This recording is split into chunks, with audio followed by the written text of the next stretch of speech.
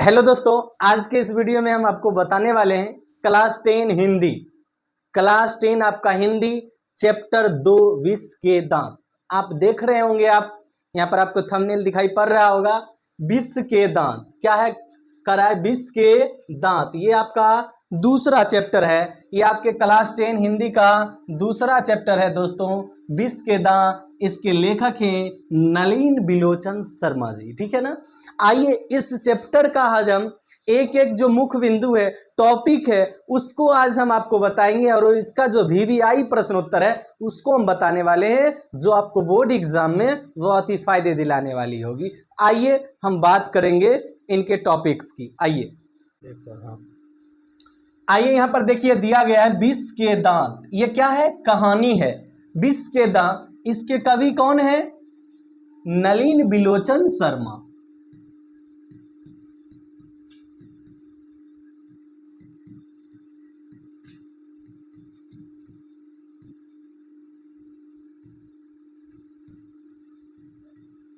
याद रखेंगे, इसके कवि हैं नलिन बिलोचन शर्मा जी है, ठीक है ना। आइए कथा, इस पाठ के लेखक नलिन बिलोचन शर्मा। किनका? नलिन बिलोचन शर्मा का जन्म 18 फरवरी 1916 को हुआ था। कब हुआ था? 18 फरवरी 1916 को पटना के बदरघाट में हुआ था। ऑब्जेक्टिव पूछे हुए था बिहार बोर्ड में इस बार कि बताइए नलिन बिलोचन शर्मा जी का जन्म कहाँ हुआ था? तो पटना के बदरघाट में हुआ था, ठीक है दोस्तों।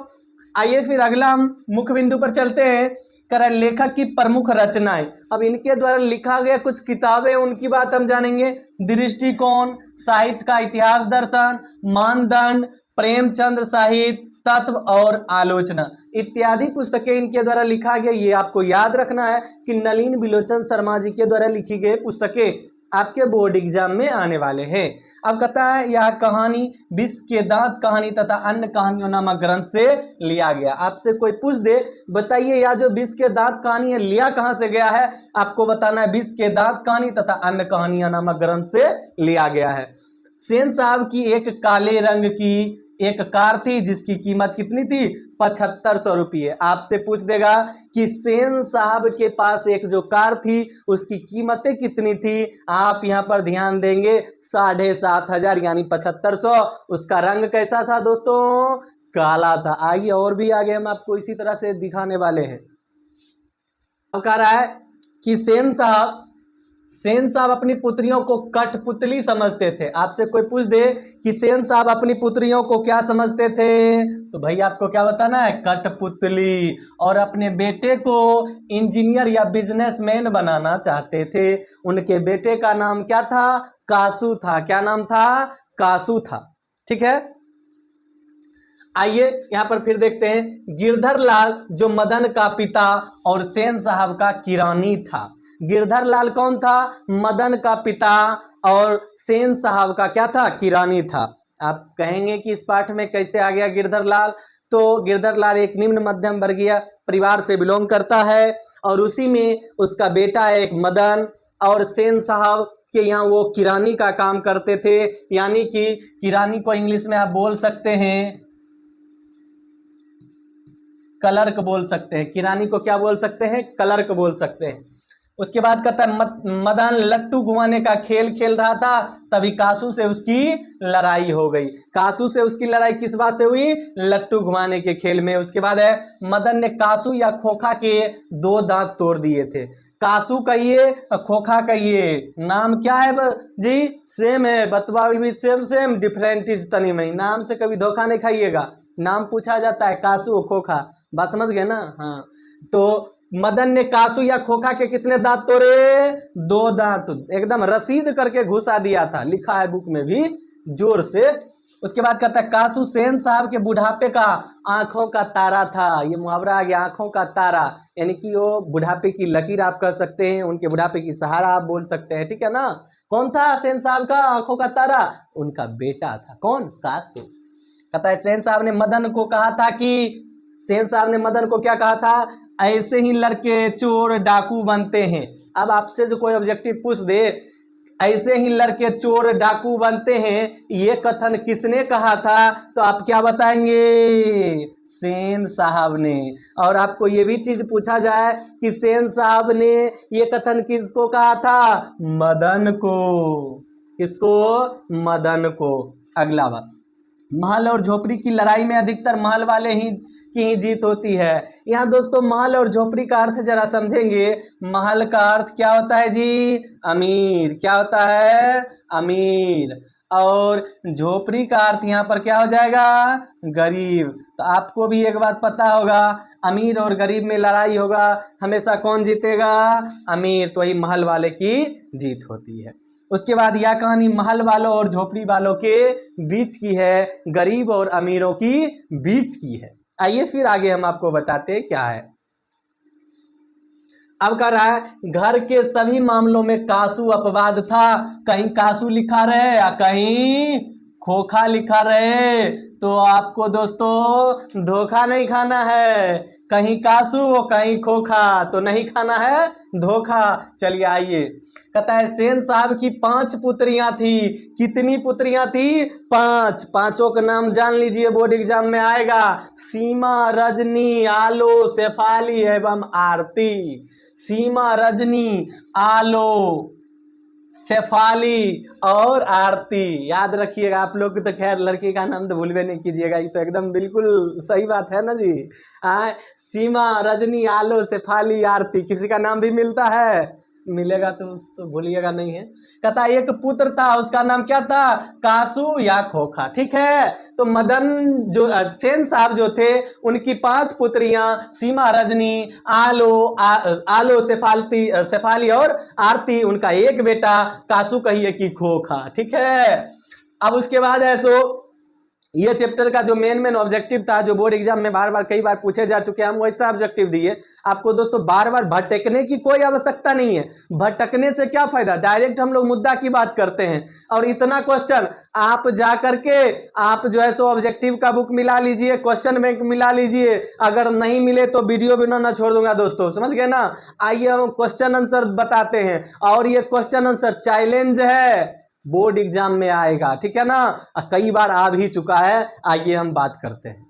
कहा है पहला, सेन साहब के परिवार में बच्चों के पालन पोषण में किए जा रहे लिंग आधारित भेदभाव का अपने शब्दों में वर्णन करे। लिंग का मतलब दोस्तों क्या होता है? लिंग का मतलब ही होता है दोस्तों स्त्री एवं पुरुष। ठीक है ना। लिंग का अर्थ क्या होता है? स्त्री एवं पुरुष। ठीक है। तो उनका भेदभाव किस प्रकार था, ये देखते हैं। इसका आंसर हो जाएगा, सेन साहब के घर में बच्चों के पालन पोषण में लिंग के अनुसार भेदभाव किया जा रहा था। उनकी लड़कियों के लिए पढ़ने, खेलने एवं हंसने के लिए अलग नियम बनाए गए थे। भेदभाव कैसे नहीं था? उनकी लड़की के पढ़ने, खेलने, हंसने के लिए अलग नियम था, जबकि उसका बेटा कासू, जबकि उसके बेटे कासू के लिए अलग नियम थे। बार बार मैं बता देता हूँ, कासू लिखा रहे या खोखा, आपको इसके नाम में कभी नहीं खाना है धोखा। ठीक है, नोट कर लीजिएगा इस बात को। आगे देखिए फिर क्या है। दूसरा प्रश्न कह रहा है कि खोखा किन मामलों में अपवाद था। एक बात और नोट कर लीजिए दोस्त, आप बड़े बड़े आंसर से, बड़े बड़े जो है सो इधर उधर जो लिखा रहता है उससे सावधान रहिएगा, क्योंकि बराबर आंसर जरूरी नहीं है। बोर्ड एग्जाम में कभी आप लोग नहीं देखे, हम आपको बाद में वीडियो बनाएंगे उसमें दिखा देंगे। बोर्ड का अलग अपना आंसर होता है। और देखिएगा बोर्ड कहता है आपका जो क्वेश्चन पूछे उतना ही जवाब देना है, न कि उसका बहुत बड़ा आंसर कर देना है, उससे आपको अधिक नंबर मिलने वाला नहीं है। बोर्ड में जैसे उसका आंसर रहता है उस टाइप से हम आपको बता रहे हैं, काहे कि आपका नंबर नहीं कटे। जरा ध्यान दे दीजिए, खोखा किन मामलों में अपवाद था।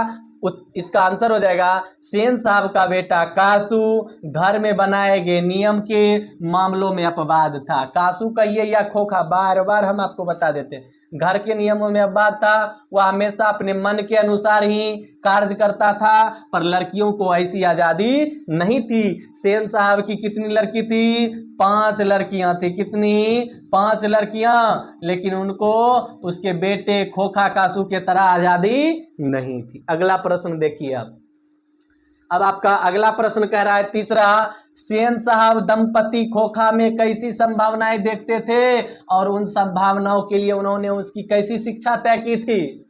सेन साहब दंपति खोखा में सेन साहब और उसकी पत्नी दोनों मिल करके देख रहे थे कि खोखा मेरा करने वाला क्या है। आपको तो नाम से बुझा गया होगा, खोखा मतलब खाली है, कुछ करने वाला नहीं है, छुछुंदर टाइप का बच्चा था। आंसर जरा देख लीजिए, सेन साहब और उसकी पत्नी खोखा को इंजीनियर या बिजनेसमैन बनाना चाहते थे। इसके लिए सेन साहब ने अपने बेटों को स्कूल न भेजकर घर पर ही शिक्षा देने के लिए तय किया था। जरा आप यहाँ तनिक बुद्धि लगाइए, क्या ये बच्चा इंजीनियर बनेगा, बिजनेसमैन बनेगा कि बिन पढ़े लिखे बन जाएगा? कहियो संभव है? अगर स्कूले नहीं भेजता था, बताइए, इतना होशियार था।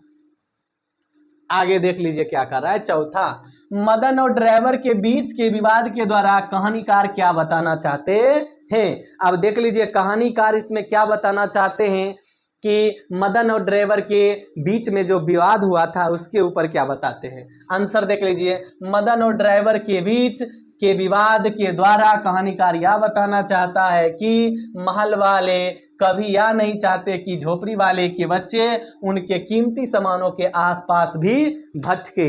इसका अर्थ समझ लीजिए, कोई अमीर आदमी कहियो नहीं चाहता है कि गरीब का बच्चा हमारे घर पर, हमारे कार के पीछे, हमारे बस के पीछे आए या इधर उधर करे, कभी नहीं चाहता। वो चाहता है सब दिन हमारे यहाँ नौकर बन के रहे। इसका यही अर्थ था।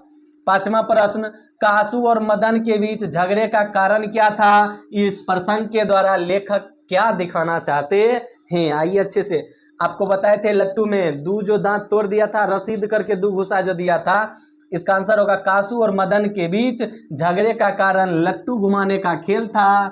इस प्रयोग के द्वारा लेखक यह बताना चाहता है कि झोपड़ी वाले लोग भी अपने अपमान का बदला ले सकते हैं, जैसा कि मदन ने कासू के दो दांत तोड़ दिया था। समझ गए? तो एक बात जान लीजिए, गरीब आदमी भी है ना अपने सम्मान के लिए अमीर से भी बदला ले सकता था, ले सकता है। वही उसी तरह का काम कौन किया यहाँ पर? मदन ने किया कासू के साथ। जरा अगला प्रश्न आप देखिए। करा छठा, आपकी दृष्टि विष के दांत कहानी का नायक कौन है? तर्कपूर्ण उत्तर दे। नायक का मतलब हीरो कौन है इसका?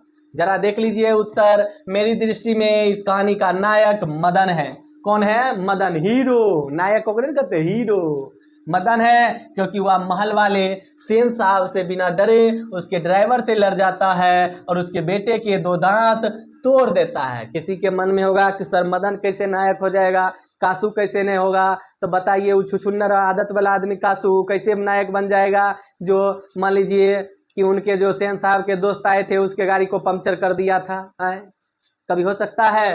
अगला प्रश्न, सातवां, कासू का चरित्र चित्रण करे।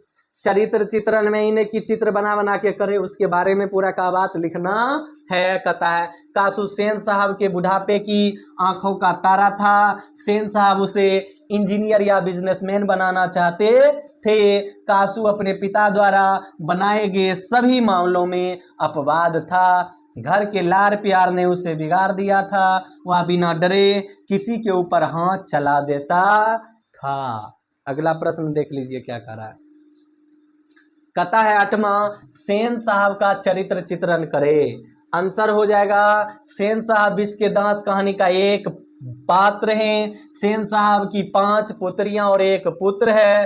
5 पुत्रियां वही आलो शेफाली आरती वाला, याद रखिएगा। एगो पुत्र था, उसका पुत्र की कुपुत्र कहिए, वही कासू का खोखा।